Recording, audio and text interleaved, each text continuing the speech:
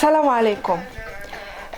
في اطار الملل اللي كنحسوا به في اليوم ديالنا نظرا للحجر المنزلي اللي تفرض علينا لصالحنا بطبيعه الحال، فانا اليوم جيتكم بفكره اللي ممكن نستافدوا منها باش نعمروا وقت الفراغ ديالنا، لانه كما كنعرفوا النهار طويل وما كيبغيش صراحه يتقاضى. يعني شغل الدار كيسالي، واكيد يعني حنا كطلبه الدروس اللي كنتوصلوا بها فمخصصين لها الوقت ديالها وكنخدموها، يعني حاطين جدول اعمال وجدول مراجعه، يعني متبعين الدروس ديالنا، ولكن مع ذلك كيبقى لنا وقت فارغ ما كنلقاو ما نديرو فيه، واكيد كنحسوا نوعا ما بالملل. فانا اليوم جيتكم فكره اللي ممكن تستغلوها باش تعمروا الوقت ديالكم. وهذه الفكره هذه هي عباره، يعني الفكره هذه المفاد منها هو اننا نصاوبوا واحد الديكور اللي غادي نستغلوه في الزينه ديال المنزل ديالنا اولا ديال الغرفه ديالنا. وهذا الديكور هذا غادي نصاوبوه من اشياء اللي هي بسيطه ومتواجده في كل بيت بطبيعه الحال، يعني ماشي غادا نحتاجو نخرجوا نشريوها ولا شي حاجه، لانه اكيد في كل بيت كتكون عندنا مسائل، يعني اشياء اللي ديجا كانت ديكور وممكن انها تهرسات او لا يعني رجعت تالفه ما بقاتش صالحه للديكور. فغادي نستعملوا طريقه اعاده التدوير، ومن الاشياء اللي ما بقاتش صالحه غادي نخرجوا ديكور جديد ومزيون اللي غادي نستافدوا منه. فباش تعرفوا يعني الحوايج اللي انا غادي نستعملهم باش نصاوب هذا الديكور هذا، وفي نفس الوقت الخطوات اللي غادي نتبعهم باش نصاوب هذا الديكور هذا، ما عليكم الا تابعوا الفيديو. فحنايا في كل دار ضروري غنلقاو عندنا اطار ديال الصور. هذا الاطار هذا ما بقى صالح للاستعمال، لانه كيف كتشوفوا هو تهرس، الزجاجه ديالو مازال صحيحه، ولكن هذا الكونتر بلاكي ديالو الخلفي فما بقى صالح، لان هذيك التكايه ديالته تهرسات، وحتى لي كروشي اللي كيكونوا هنايا فهاد القنيتات هادو باش كيشدوا هاد الكادر هذا ما يفلتش، حتى هما تهرسوا ما بقاوش، يعني ما بقى صالح كاطار. ففي هاد الديكور هذا ديال اليوم غادي نستعملوا فقط الزجاجه، ولكن هادو ما غيترماوش لانه غيصلحوا في ديكور اخر، يعني غيصلحوا في عمل اخر. يعني غادي نحتفظوا بالزجاجه نخدموا بها، وهذا غنحتفظوا به لان غادي نصلحوه في حاجه اخرى. وغادي نحتاجوا ان سوبور اللي غادي نحطوا عليه هاد الزجاجه، وهاد السوبور هذا يمكن له يكون يعني بحال عندي انا هنايا بونبونيير اللي الغطاء ديالها تهرس، يعني ما بقاتش صالحه. اي نعم هي ممكن نصلحها كبونبونيير، لكن بما انه يعني اللهم لك الحمد موجود الخير، يعني موجودين لي بونبونيير في الدار وموجودين في الاسواق ورخاص، فهذه غادي نستعملوها في هذا الديكور هذا. او اللي ما عندوش يعني بونبونيير بحال هذه، فاكيد كل دار كنلقاو فيها سيرفيس ديال هاد لي كوب هادو، يعني كيكون عندنا واحد العدد، مثلا كيكون عندنا 6 أو 12 في السيرفيس ديالهم، ولكن مع الوقت كيبقاو يتهرسوا حتى كيبقاو لنا غير 3 أو 2 وما كيبقاو صالحين لاننا نحطوهم فوق الطبله بطبيعه الحال. اكثريه الا كان افراد العائله كثار، ف ممكن حتى هو نستعملوه كسوبور لهاد الديكور هذا. لكن كيف قلت انا في هاد الديكور هذا غادي نستعمل الجزء اللي بقى لي من البونبونيير اللي تهرسات. وغادي نحتاجو يعني الديكوراسيون دي لولو، يعني عقائق بحال هكا، اولا ممكن نستعملو هكا وريضه الا كانت عندنا، هادشي علاش غادي نستعملو انا فقط باش نعمر هذا الفراغ اللي كاين هنا في لا بونبونيير. غادي نعمرو باش ما يبقاش كيبان من تحت الزاجه.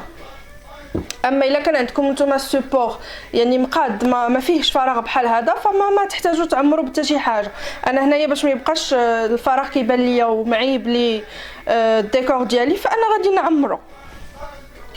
الوغ كيف قلت سوا غادي نعمرو بهكا دي لولو، وهاد لي لولو هادو يعني ما احتاجيتش نخرج نشريهم، فانا خديتهم غير من بحال هاد اللعيبات هادو اللي كيفرقوا لي ماغيي في العراس ديالهم اللي كيكون فيهم لي دراجي.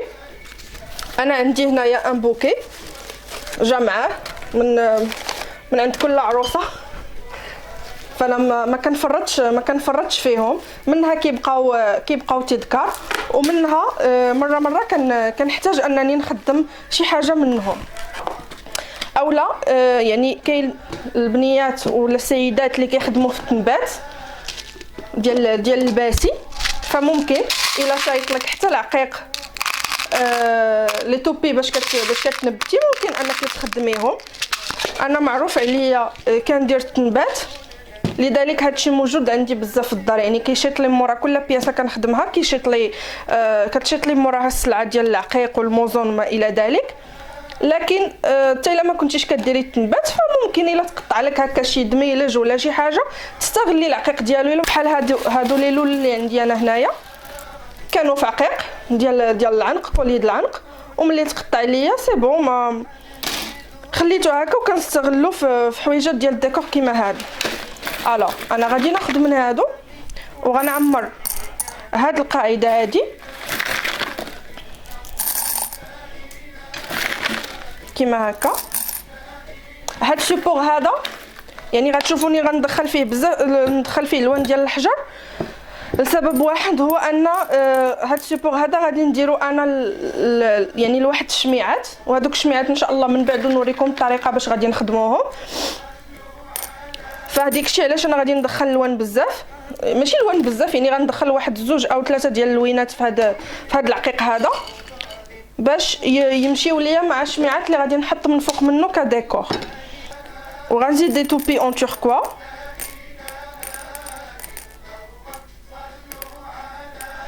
كيما هكا، وغنزيد اوسي دي توبي اون فير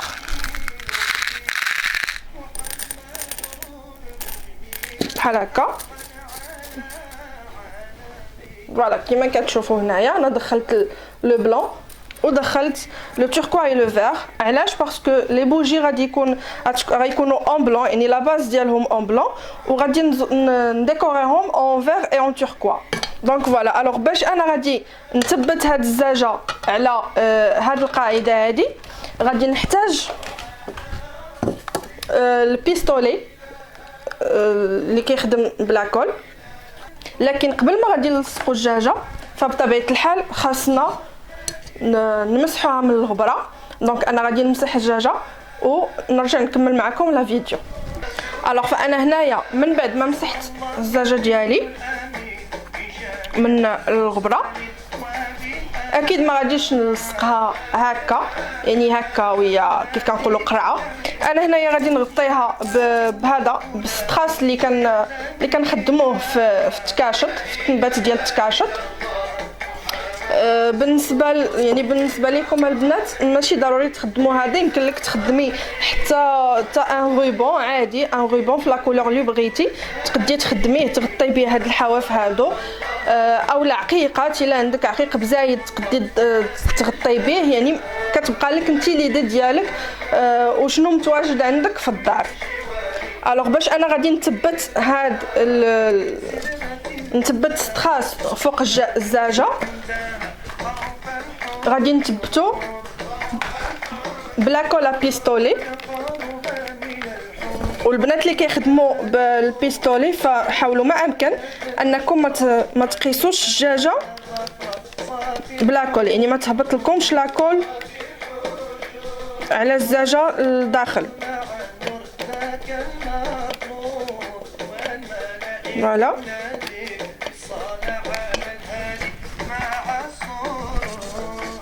وغنجيبو ستراس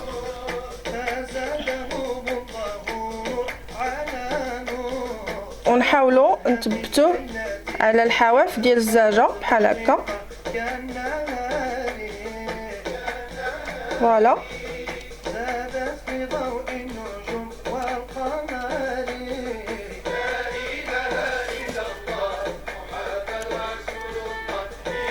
وردوا بالكم لان لاكول ملي كتكون عاد سخونه كتحرق في اليدين.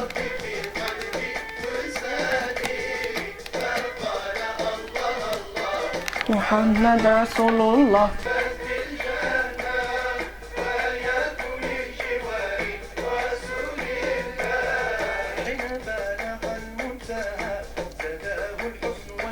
يعني فوالا حنا غادي نمشيو بهاد الطريقه هادي، كنديروا لاكول وكنلصقوا، يعني ما نجيبوش لاكول من هنا حتى للقنت، في دقه عاد نبداو نلصقوا، لان ما غنجيو فين نوصلوا لشي قنت حتى غتكون بردات لاكول. الوغ كل ما لصقنا واحد لابارتي كنزيدوا لاكول وكنبداو نلصقوا غاديين هكاك حتى غنكملوا لو تور كامل. الوغ انا غادي نكمل هنايا لو تور ديالي ديال الزجاجه كامله بنفس الطريقه بيان سور، ومن بعد غادي نرجع معكم باش نكملوا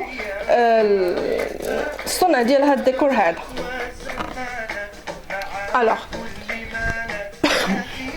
الوغ فوالا هنا من بعد ما سالينا لونطوراج نتاع اولا الحواف نتاع الزجاجه ديالنا بهذا بالتلصاق ديال ستراس، وللاشاره فقط الرولو ديال ستراس، يعني بالنسبه البنات اللي ما كيخدموش يعني بالتنبات وبغاو ان شاء الله من بعد، يعني من بعد ما ربي يفك هاد الضيقه هادي يعني بغاو ياخذوه باش يخدموا به هكا دي تروك بيرسونيل للدار، فالرولو كيدير ما بين 25 حتى ل 35 درهم على حسب المحل منين ما تاخذوا.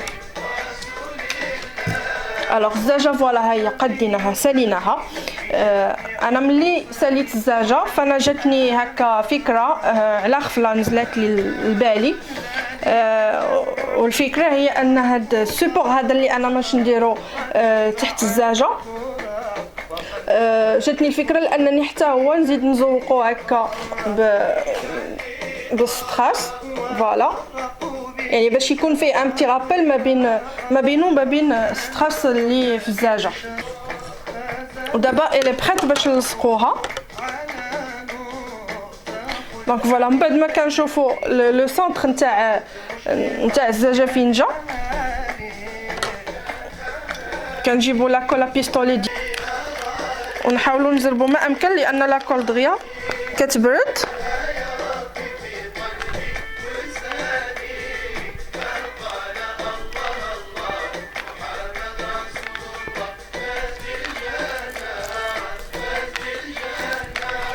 فوالا وغنجيب الزجاجه نحاول نجيب لو سونتر نيشان ونلصقها، وحاولوا ما امكن انكم ما تبركوش بزاف باش ما تهرس لكمش الدجاجه في يديكم. لاكل راها سخونه وغتلصق لكم الدجاجه، ما كاين علاش تبركوا بزاف.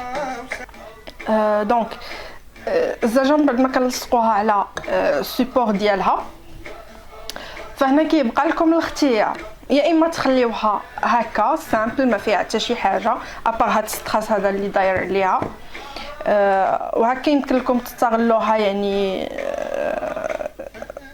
تقدروا تحطوا فيها هكا تبريزونطيو فيها دي غاتو سواري، دي شوكولا بحال هكا الا كان عندكم دي انفيتي، اولا تستغلوها في ان سيغتان ديكور بحال كيف قلت انا.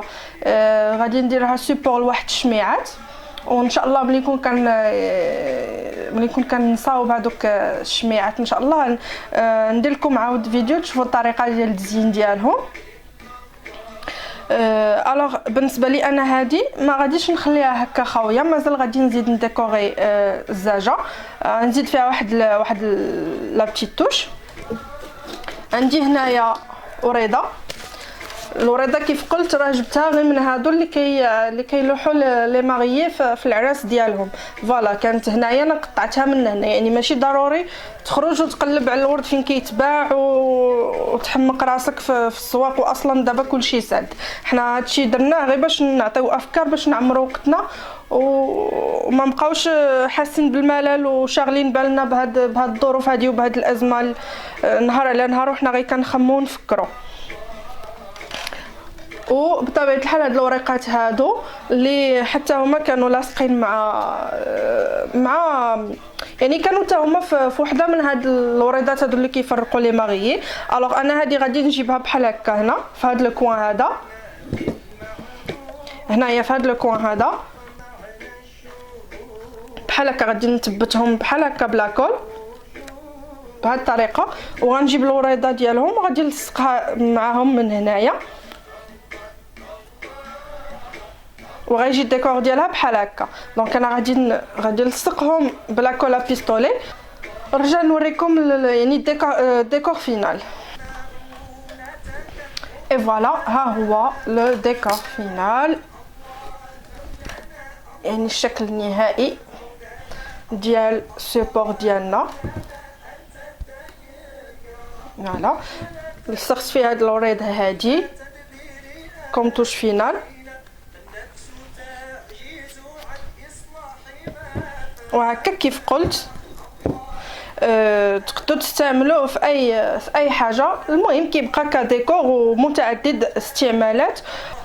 الوغ كيف قلت البنات هذه راه ما كانت غير فكره بسيطه من الافكار اللي ممكن اننا نستغلوها باش ندوزو هاد الفتره هذه وما نحسوش بالملل في الدار. واللي كانت عندها شي فكره اللي ممكن انها تفيد بها ناس اخرين، يعني هكا فكره اللي تكون النتيجه ديالها مفيده واللي ممكن اننا من بعد نستغلوها في شي حاجه. اللي بغات انني نشارك لها الفيديو ديالها وننزلهم لها سور لاشين ديالي ولا على لا ديالي سور فيسبوك افيك ان غران بليزير، ما عليها الا تراسلني على الحساب ديالي سور فيسبوك. ويعني فقط للاشاره، يعني انا ماشي هو هذا المحتوى اللي كنخدم عليه. الكل كيعرف انني يعني طالبه اعلاميه والمحتوى ديالي كله عباره على برامج، لكن في هذه الفتره هذه ما فيها باس يعني نخرق شويه القانون اللي كنمشي عليه باش يعني نوفر هكا افكار من هذا النوع هذا اللي ممكن انها تفيد ناس اخرين باش يعمروا الوقت الفارغ ديالهم. دونك ميعادنا ان شاء الله كيتجدد فيديو واحد اخرى وفكره اخرى ان شاء الله. وفقط كنصيحه يعني ما في هذه الفتره هذه اللي هي حقا فتره صعيبه، لكن ماذا بنا يعني نصبروا ونتبعوا التعليمات اللي تعطات لينا. ايضا خصنا يكون ايماننا بالله قوي ويكون املنا فيه كبير، لان حاشا ربي واش يخلينا في هذه المحنه هذه. هي سحابه ودايزه ان شاء الله، وغدوز ان شاء الله على خير وبخير الا حنا التزمنا بالتعليمات اللي كتعطى لينا، والا حنا وعينا بالمسؤوليه اللي حاملينها على العاتق ديالنا. وان شاء الله نستقبلوا رمضان في احسن الاجواء، ويتفتحوا لنا ابواب المساجد ان شاء الله، ونجمعوا مع احبابنا اللي بعاد علينا ان شاء الله. فقط الواحد خصو يصبر، صبر جميل والله المستعان. نلقاكم ان شاء الله بالف خير.